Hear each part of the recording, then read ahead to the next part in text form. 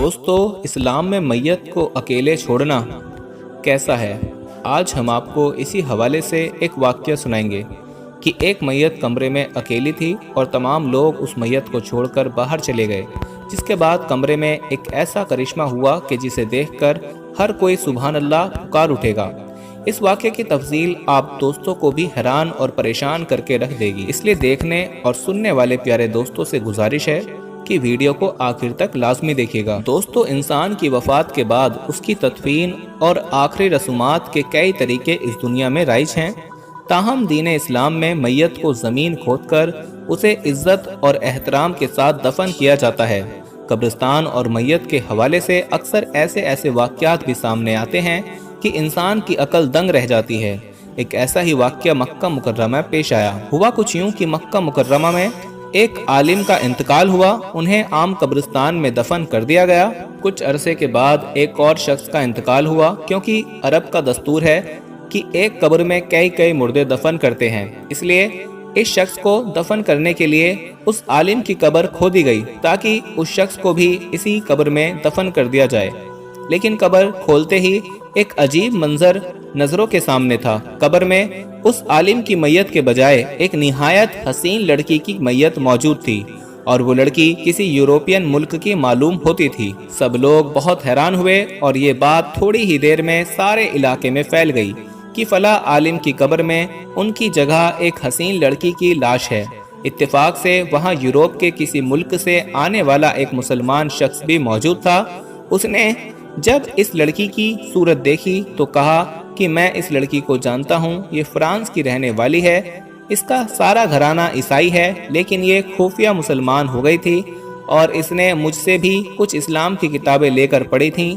फिर कुछ दिन गुजरे तो ये बीमार होकर फौत हो गई, तो घर वालों ने ईसाई कब्रिस्तान में इसकी तदफीन कर दी और अब इसकी मैयत यहाँ पहुँच गई है। ये बड़ी हैरानी की बात है।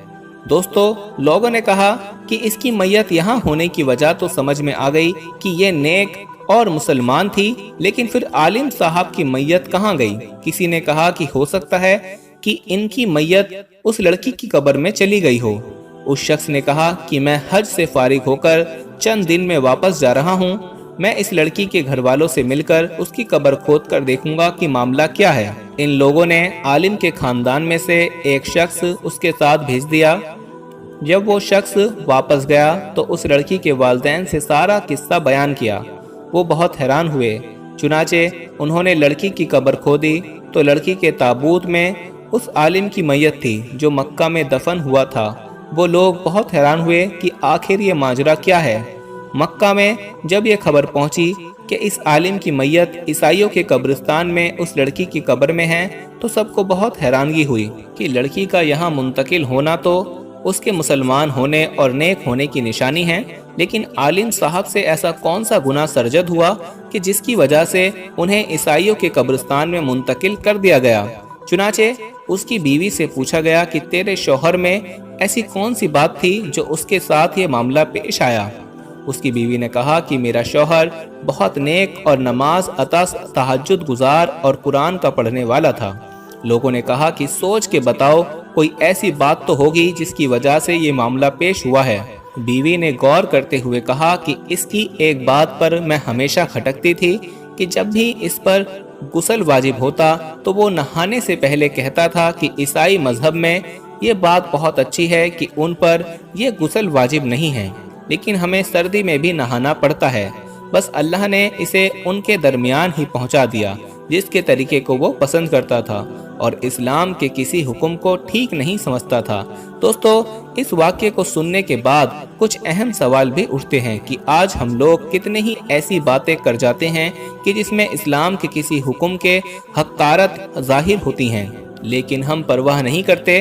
दोस्तों, ऐसा हरगिज नहीं करना चाहिए। दोस्तों, अब हम आपको उस वाक्य की तफसील बताएंगे जिसका जिक्र हमने वीडियो की शुरू में किया था। मिस्र में एक परहेजगार शख्स रहा करता था जिसकी तकरीबन 2 साल पहले मौत हुई थी। उसके अजीबो अकारिब उस शख्स से दूर ही रहते थे। मौत से चंद महीनों पहले उसे किसी बीमारी ने घेरा और उसे अस्पताल में दाखिल कर दिया गया। डॉक्टर्स के इलाज के बावजूद भी ये शख्स सेहतयाब ना हो सका अस्पताल में इलाज होने के बावजूद भी ये शख्स अल्लाह की इबादत में मशगूल रहता और एक दिन ऐसा आया कि इसकी मौत वाक़या हो गई और ये इस दुनियाए फ़ानी को छोड़कर चल बसा, जिसके बाद इसके अजीज़ो अकारिब इसे छोड़कर उसकी तदफीन के इंतज़ाम में मशगूल हो गए और उसकी मैयत को कमरे में अकेला छोड़ दिया गया। कहा जाता है कि मैयत को अकेला छोड़ना दुरुस्त नहीं, यानी कि मौत के बाद जितनी जल्दी मुमकिन हो सके मैयत को दफना देना चाहिए, और उसके रिश्तेदारों ने उसे अकेला छोड़ दिया। लेकिन जब अस्पताल के स्टाफ का एक बंदा उस कमरे में आया तो उसने देखा कि दो नूरानी शख्सियत उस मैयत के सिरहाने खड़ी हैं और मैयत से कलाम करती देखी जा रही हैं। कलाम करते करते ये शख्सियत अचानक से हवा में गायब हो गईं। कुदरत के करिश्मे को देखकर अस्पताल का पूरा स्टाफ हैरान और परेशान रह गया और कोई भी उनकी इस बात पर यकीन करने को राजी नहीं था। सवाल ये है कि ये दो शख्सियत कौन थीं? क्या कोई फरिश्ते थे या फिर कुछ और? इस बारे में किसी को इल्म नहीं हो सका, लेकिन अस्पताल के स्टाफ ने गवाही दी है कि उन्होंने अपनी आंखों से दोनों नूरानी शख्सियत को देखा है।